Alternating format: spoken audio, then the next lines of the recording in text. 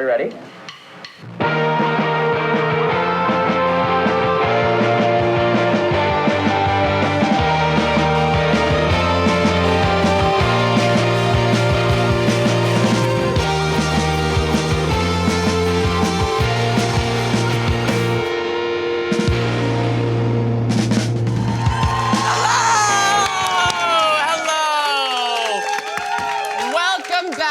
To Going Down with Ella Yerman. I'm Ella Yerman, and let's just jump right into it. This month, United States President Donald Trump said what we were all thinking: America is back. And by back, I mean airplane safety feels about as good as it did on September 12th, 2001. In January, an American Airlines jet collided with an Army helicopter in a deadly commercial crash. Right after that, a jet nosedived into a Philadelphia street, killing 7 people. Then, a private plane slammed into a parked jet in Arizona. And a week after that, a Delta flight flipped upside down while landing, which is literally the plot of the movie Flight starring Denzel Washington, where he is drunk. So yeah, the big metal tubes in the sky that you were always afraid of, because how the hell do they stay up there, aren't staying up there. And it's probably gonna get worse, because Trump just fired hundreds of Federal Aviation Administration employees and, wait. I'm seeing here in this script that I wrote that the plane crashes are probably not related to the FAA layoffs, especially because some of them happened before the layoffs, and flying is still as safe as it's ever been, so I really shouldn't fearmonger. Wow, okay, kind of preachy script that I wrote. What was the point of bringing up the crashes then? Okay. Because Trump has been firing plenty of other people from their jobs too, but they haven't been getting the same level of attention because those jobs don't involve tricking gravity. But they still deserve attention. For instance, over 750 CDC employees were laid off last month, and more cuts could be on the way. The new guy in charge, your restaurant coworker who doesn't wash his hands after using the bathroom because it wasn't that much piss. Over at the Department of Agriculture, more than 5,000 employees were fired. In other news, 5,000 fewer nerds forcing me to eat my broccoli. Doge, yuck, is attempting to cut billions of dollars of funding from the National Institutes of Health. Soon, it'll just be us and our CVS pharmacists who wish we were dead against the wind. Speaking of science, funding for marginalized scientists was abruptly pulled, part of our glorious leaders' quest to outlaw DEI. Basically, the new rule is no one is allowed to get paid to do science unless you look like this, and even that is a little too baggy. And just last week, the Department of Education announced it was firing over 1,300 workers, effectively gutting the agency. Just like the Manhattan skyline was gutted in September of 2001. We've got a great show for you tonight. Chameli is here. Yeah. A journalist is stopping by, and I'll be unpacking the influence of a certain podcaster. But first, the H-1B program, which provides temporary visas to skilled workers in areas like tech and medicine, is yet another immigration category facing attacks by the right. Here to talk about it is our most unemployed friend, Akshay. Movers and shakers of Going Down, I have come to you today because I need a job. Dad, please let me work for you. I have a Brita filter to replace, which costs on average $1,000, and tap water is so nasty. Akshay, sweet baby boy, our audience is baristas. And some of those baristas are managers. Stop undervaluing trans people, Ella. Please, I have a lot of love to give. Unless you don't want that, I can reel it in. I mean, have you tried lying on your resume? Yeah. I mean, no, I would never do that. I was head of NASA from 2011 to 2013. They actually instituted their no candles near the spaceship rule because of me. Look, Ella, it's not my fault. The reason I can't get a job isn't because I'm always commenting, hell yeah, bro, you hate it there, on LinkedIn whenever one of my friends gets laid off. It's because of my fucking cousin Chintan. Oh, I'm Chintan. I work at Google. On weekdays, I have somewhere to go. I eat so many chia seeds. Grow up. does sound grown up. I'm a big boy too. I just can't get a job because Indian people are in the news right now. And I can say this, that's never good. Unless it's about Dave Patel or Charlie XCX or Ethel Cain. Ethel Cain? Ethel's biracial. We're keeping her. Anyways, as I was saying, I can't get a job because of this right-wing obsession with H-1B visa holders, many of whom are from India. MAGA people think they're stealing American jobs, so now they're being racist to Indians. Yeah, but H-1B workers aren't stealing American jobs. The whole thing with H-1B is that these American companies can't find Americans to fill the roles, so they hire a lot of employees from India. And you're like... I'm from here! Unlike Chintan, who came here from India on an H-1B. And now he gets to spend all his time wearing Patagonia, volunteering at the animal shelter, planting trees, He sounds so nice. donating to the ACLU, bringing me a bucket to throw up in when I went too hard in Mardi Gras, nursing a baby bird back to health, gay. Gay? You should get that. It's beautifulhandsandfeet.com. I listed you as a reference. Beautiful hands and feet? It's like Substack for WikiFeet. Hello? Yes, this is she. Yeah, sure. I was Akshay's manager at Etsy. No, sorry, Italy? No, yes, of course. Italy. It's like Etsy meets Italy. They're going in another direction. You, Chintan! Get deported, bitch! Whoa! Akshay, it's not his fault. And he's in a really precarious situation, too. If he gets laid off, he might have to leave the country. Okay, and I want to go to the dentist. Oh, I'm Chintan. I'm 6'5". In 2007, I convinced my little cousin Akshay that Snakes on a Plane was a documentary, and now even though he knows that that's not true, now he's so scared. H-1B is not the problem. You just have to learn one skill. Opening Microsoft Word is a skill. Fine. H-1B is good, okay? My parents came here on an H-1B, and that's why Peoria, Illinois had 2 whole doctors in 1998.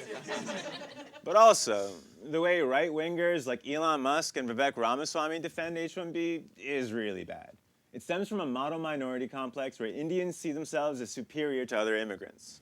Yeah, that makes a lot of sense. A lot, not everyone, obviously, but a lot of the Indian diaspora in the US has historically immigrated here with resources and caste privilege. And some of those dynamics get reinforced here. I have an Indian writer. It gets even worse when defenders call anti-H-1B racism Hindu phobia, as if all Indian immigrants are caste-privileged Hindus, which isn't true. India is diverse. You're right, Ella.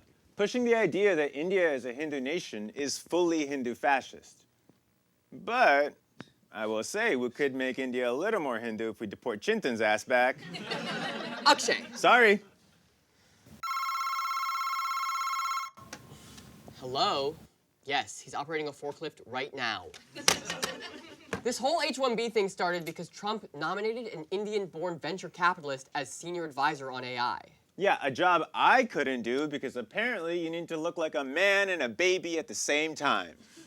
Look at this guy. How old is this guy? He looks like both sides of an Amber Alert.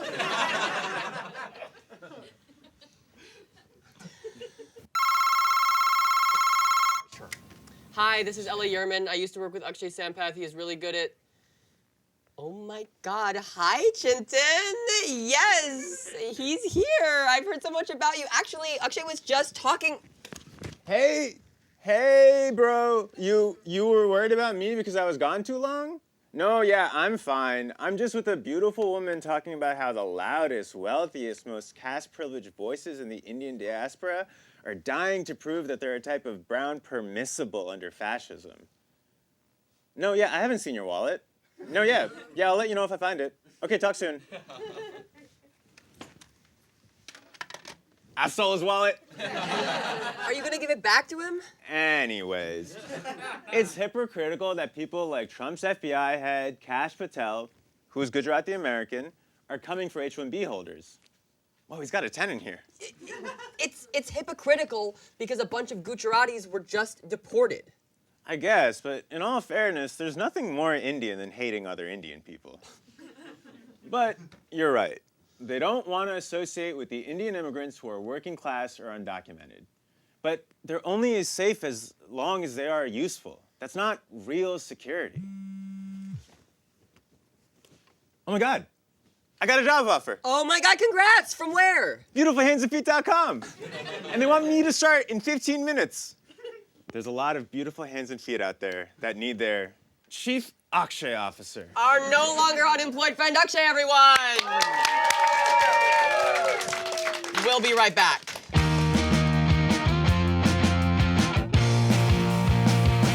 Welcome back to Going Down. Columbia graduate and Palestinian campus organizer Mahmoud Khalil was detained by ICE on Saturday night and is currently being held at a detention center in Louisiana, despite being a permanent legal resident. A federal judge has temporarily blocked his deportation while immigration proceedings continue in court. Khalil has not been charged with a crime. On March 13th, Columbia punished a number of other protesters with expulsion and suspension. Joining us now to discuss this is freelance journalist Sophie Hurwitz. Hi, Sophie. How are you doing? I'm good. Thank you for being here. Thank you. Before we go any further, I do want to acknowledge that we are two incredibly white bitches. I think it's important for the audience to know that we tried really hard to get a non-white bitch here in studio today. We were going to get a Palestinian-American student organizer. And then yesterday, they were expelled from Columbia. So, you know, Columbia's really working against us on this one. You've been on the ground covering protests since October 7th for outlets like The Nation and Mother Jones, and have specifically written about Mahmoud and how he's been misrepresented in the media. It feels like so much has happened so fast in the last few days. Can you tell us what's currently happening with Mahmoud's situation? As you mentioned, he is currently detained in Louisiana in a sort of converted private prison, which is about as bad as it sounds. It's owned by Geo Group, one of the major private prison contractors, and run by ICE. He has still not been charged with a crime, and there is a lot going on at Columbia. About a week ago, the Trump administration froze $400 million in funding to Columbia, and then a couple days later, Mahmoud got taken by the Department of Homeland Security in front of his pregnant wife. Then they couldn't find him for about 2 days. His legal team was not sure where he was. That seems fine. Yeah, normal. Surely that's good. Yeah. He was sent to Louisiana. And then even though he has this powerhouse legal team, there was a while where they couldn't get a phone call with him. Yesterday, they basically, legally forced their way into being able to get a couple phone calls with their client, which should have been what was happening in the first place. And throughout all this, he's never been charged with a crime. A couple different Trump administration officials have come out and said, well, maybe he was present when some pro-Hamas flyers were distributed, which still would not be a crime if true. And Marco Rubio has suggested that he is a national security threat of some kind. Just this evening, news emerged that another Columbia student has been taken by ICE. And Columbia's president sent out this email earlier today that was like, I'm heartbroken that ICE has been on our campus, has been in our buildings, which is really funny because some of her students are also suing the school, alleging that the school has been giving their information to the feds. So she's heartbroken about that. The focus on this, and in general, I feel like the media's focus on American student protesters sort of goes against what those protesters actually want, which is to keep eyes on Gaza and the genocide being perpetrated there. Can you speak to that? Absolutely. And I would like to note that I am not exempt from that. I have certainly been in a lot of situations as a member of a media, I am, where people are like, much more interested in hearing about what's happening to an Ivy League student. It's like catnip, the Ivy League, than they are interested in, talking about what the Ivy League students are protesting about in the first place. So no food has been allowed into Gaza for like a couple weeks now. Trump has been talking about turning it into some sort of American protectorate / luxury resort, or sending the population of Gaza to some other location, potentially TBD country in Africa, is one of the latest proposals. Yes, they have not decided which country. Yes, they have possibly not talked to the leadership of the countries that are being considered about this plan, which is literally ethnic cleansing. And so, yeah, this focus on what is happening to the American university absolutely, I think, overshadows what's actually happening in Gaza and what Mahmoud would be talking about and what his friends say they'd want us to focus on.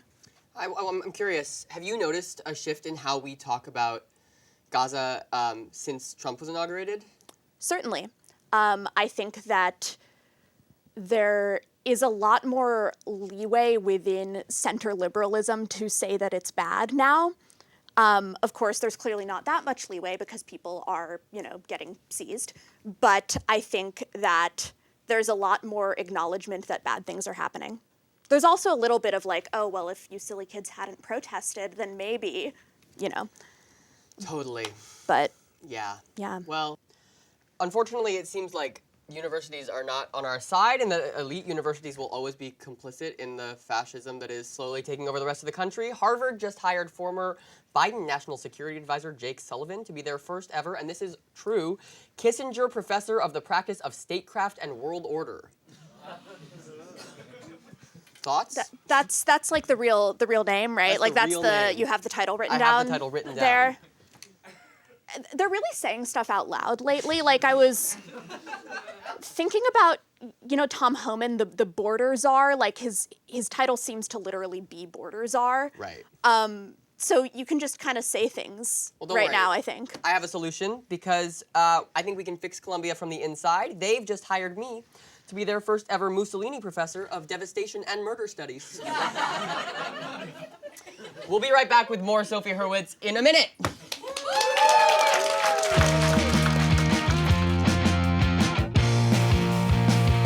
And now, a word from our sponsor. I see a screen through static from behind a screen, caught in amber like a scorpion sting.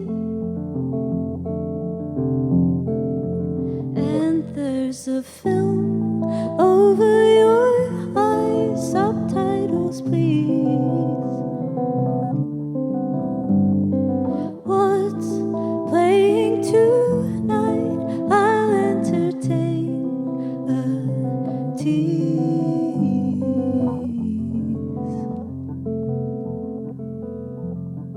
Drive through a picture of gold and of green. Everything's timeless from inside of a machine.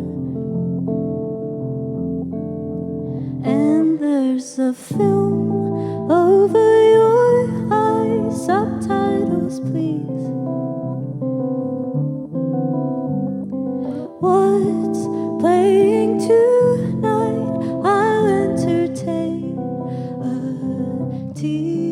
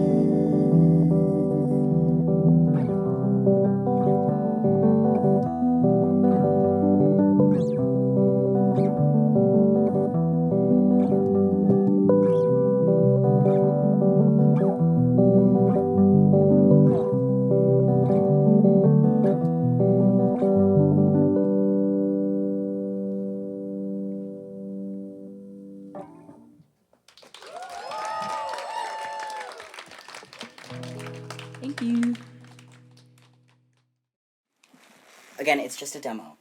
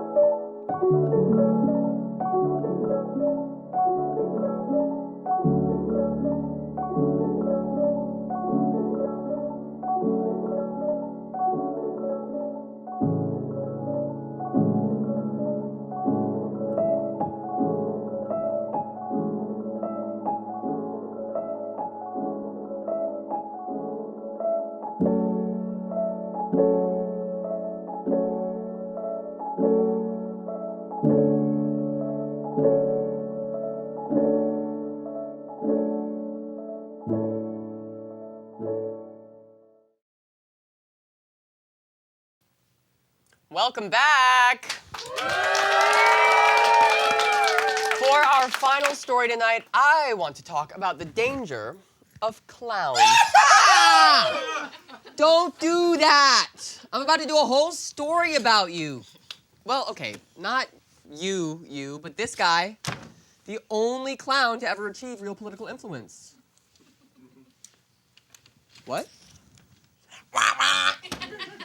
You're saying there's a long history of jesters having political influence?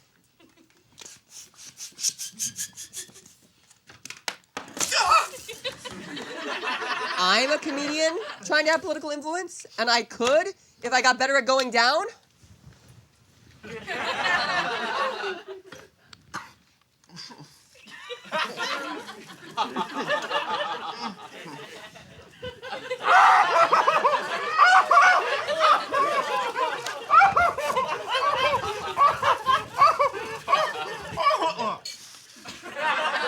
So you're saying not in the Nancy Reagan way?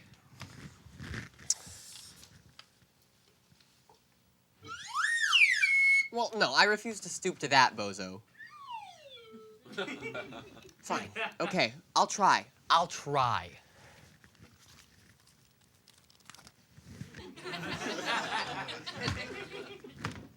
Joe Rogan is a hairless cat's ball sack. I mean podcaster with over 15 million monthly listeners who had a front row seat at the inauguration because he and Trump spend their weekends sucking each other off gay style. I mean because he had Trump on his podcast last October and then officially endorsed him the night before the election. Joe Rogan's audience is overwhelmingly male, which is coincidentally something YouTube commenters say about me every day. And Trump won the white male vote by a landslide. Since then, liberals have been calling for a Joe Rogan of their own. We need a leftist, my brother, and me. We need a Maoist, call her daddy right now. Yeah, sounds dumb. But what makes Rogan dangerous is the same thing that makes Trump dangerous. He's funny. Sorry, but he is. You can't watch an old homophobe dance like he's giving 2 invisible hand jobs to a song about cruising next to a leather daddy and not giggle a little bit. Which is why it makes sense that Rogan has such a massive, veiny, throbbing podcast audience. If you're driving home after a long day of getting underpaid while being screamed at by your manager, you're not gonna wanna listen to the Pod Save boys edge each other while waxing poetic about fascism. You're gonna want to listen to the Fear Factor guy wrestle his CTE and try to fit a cum joke into a story about DMT. If liberals want to compete, they can't afford to keep ignoring things because they're low-brow, which is also something the YouTube comments keep saying about me. It's time to appeal to the boys who don't own bed frames. Anal. But let's back up. Who exactly is Joe Rogan? Well, he started as a martial artist, winning the US Open Taekwondo Championship at 19 and getting hit in the head a lot before hitting the open mic circuit where he suffered even more severe mental trauma. Then came Fear Factor in 2001, UFC commentary in 2002, and then finally the Joe Rogan Experience in 2009. That's right, 5 whole years before Serial. When reached for comment, Sarah Koenig had this to say. Joe Rogan. Who the hell's Joe Rogan? Wait, who the hell are you? How'd you get my number? Thanks, Sarah. 2024 marked the 4th consecutive year that the Joe Rogan Experience was #1 on US Spotify, and Talk Tua came out that year. Which just goes to show you can spit on that thing, but you can't make men respect you. But plenty of people are funny, so why don't they all have the #1 podcast in the world? Well, it's because Rogan isn't just funny, his podcast is a Trojan horse for reactionary ideas. An XL Trojan horse, ribbed for the pleasure of guys who jerk off when their mom is asleep on the couch a few feet away. And he's built his fat schlong of a podcast on the 3 pillars of edgelord comedy: superiority theory, Schrodinger's joke, and just asking questions. Let's start with superiority theory, a concept that dates back to 400 BCE. No, come on. When Plato and Aristotle weren't busy covering their taints in olive oil and calling chickens men or whatever, they hypothesized that all comedy boils down to feeling superior to someone else. Just like how when you're balls deep in a girl, you feel superior to all those virgin losers who have never seen pussy since the day they came out of one! It's an ancient primal tactic, and it's what makes Rogan's comedy work. He punches down at trans people, fat people, feminists, anyone deemed too sensitive, giving his fans the chance to feel smarter than the woke cucks. They're part of a special in-group, men who are in thousands of dollars of sports gambling debt. At the same time, Rogan makes this in-group feel like an out-group, railing against the system while sitting on the top of it, like white transgender men. He pretends to be an outsider like the rest of his audience, but real outsiders don't get $250 million Spotify deals. Real outsiders stay gold, pony boy. White guys don't care that he's lying, though. They just want to feel different. That's why we have Into the Wild and school shooter manifestos. And the act works. Suddenly, your brother, who listens to Rogan at work because music's for fags, is laughing at an unhinged rant about how horse dewormer can cure COVID, and just like that, the wheels start turning, which is never good. Last time those wheels turned, your brother ended up face down, ass up on the floor of a Chuck E. Cheese. Rogan gets away with it by playing dumb, saying shit like, if you want my advice, don't take my advice. This is Schrodinger's joke. No, come on, like Schrodinger's cat? Like cat in a box? Double pussy. Okay. The trick is that the joke is both just a joke and completely serious depending on the audience. If they laugh, exactly, refugees. If they get mad, woo, bro, it's just a joke, it's just a joke. Not only does this let Rogan, and more importantly his guests, get away with doublespeak, it also actively shifts the Overton window of what's acceptable to talk about at all. For example, Wow, Gary, look! A pirate treasure chest! Meow. Why, no, Gary, this isn't the bathtub. It's treasure! Look, doubloons! Don't drop them. that's a prison rape joke in SpongeBob. Kids are laughing about prison rape.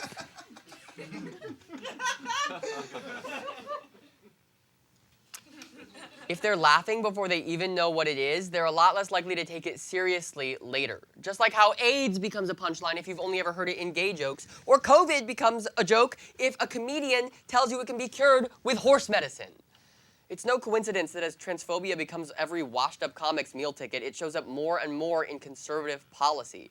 If Dave Chappelle can win a Grammy for The Closer, Troutmouth Barbie can say tranny on the floor of this house. Which brings me to the third leg, heyo, of Rogan's fucked up horse. Just asking questions. Since 2009, Rogan has invited prominent guests on, like Jordan Peterson, Ben Shapiro, J.D. Vance, Elon Musk, Donald Trump, and even Kat Timpf, who, despite having a funny name that sounds like a wet fart followed by a dry queef, Kat Timpf, she's still evil. Rogan claims he's just asking questions and he's willing to hear out every one of his guests. And maybe that's true, but his guests lean alt-right a hell of a lot more than even moderately left. One of Trump's episodes got over 20 million views in less than 24 hours and was almost 3 hours long.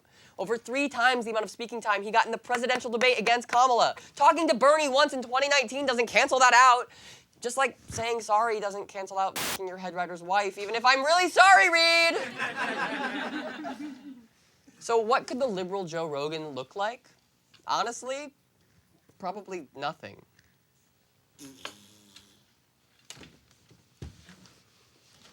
Rogan works because he sells himself to his audience as apolitical. He doesn't have a political agenda, and he definitely didn't set out to affect political change with his podcast. So if you're trying to replicate Rogan's tactics for political ends, you've already lost. Jon Stewart tried to sell himself as comedy first in the early 2000s, but The Daily Show is clearly about the news. He and his correspondents have the energy of people roasting municipal zoning laws. Because they are people roasting municipal zoning laws. That doesn't speak to people who feel abandoned by the system. It's not supposed to. Democrats have no interest in rebellion. They are bizarrely committed to being the party of the status quo, while conservatives embrace their fringe, allowing Rogan to funnel anyone not vibing with that quo into their voter base. And to be clear, I'm talking about liberals, because actual leftists already tried to do Joe Rogan. There was a point in 2018 where you couldn't swing a tote bag without hitting a few leftist Rogans. Remember Chapo? Remember Vosh? Don't worry, the YouTube audience is gonna love that. Actual left Rogan can't work for completely different reasons. You can have all the comedy-first leftist podcasts you want. They'll never get the institutional support and funding Rogan has. And yeah, Chapo and Co. also had a bunch of other problems, but I'm not gonna get into that right now, and it's only partly because I am frightened of Will Menaker. He is so tall. So do I think the Democratic political machine can manufacture their own Joe Rogan? No. Should we stop pretending that a carefully focus grouped, edgy comedian will win people over more than actual meaningful policy? Probably. But until those policies show up, we might as well make jokes that speak to real discontent and people's actual feelings and not just quirky little TED Talks. We can take a page or two from Rogan's playbook. He won't notice. He can't read.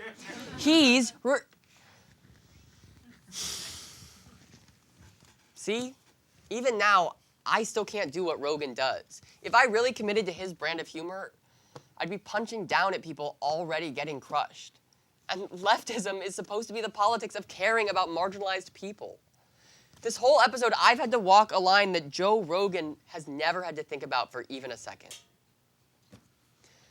So, I guess the only joke left to make that doesn't punch down is, I think we should kill Joe Rogan. Ah! It's just a joke! It's just a joke! We'll be right back. Relax, it's just a joke! Relax, nobody should kill Joe Rogan, haha, unless... I'm kidding, it's just a joke. That's our show, everyone! Thank you to Brick, to Akshay, to Sophie Hurwitz, to Chameli, to Ben the Clown, to Reed, Skylar, our writers, our patrons, our incredible crew, and of course, to our live studio audience. Give it up for yourselves! Good night! You and your apolitical friends think it's the end. We're all kidding ourselves. You're cynical and always right. I put up a fight when you've got the world on your shelf. Can you live with yourself? No, I don't mean that in a bad way. I just mean it. Can you live with yourself? I heard you studied philosophy at an Ivy League, and you did it just for fun. No need to fight for change. Just cast off blame. Look in the mirror, swallow your shame. School you're reading Sartre and Proust. Why not put them to use? Choose the world that you're in, and if you're hearing the song and you're singing along, then it's not too late to begin. And if not, well... Hi, I'm Ella Yerman, host of Going Down with Ella Yerman. Does our title make you think of a sinking ship or oral sex? If you said ship, you crave stability. If you said oral, you crave validation. Either way, like, subscribe, go down below and leave a comment.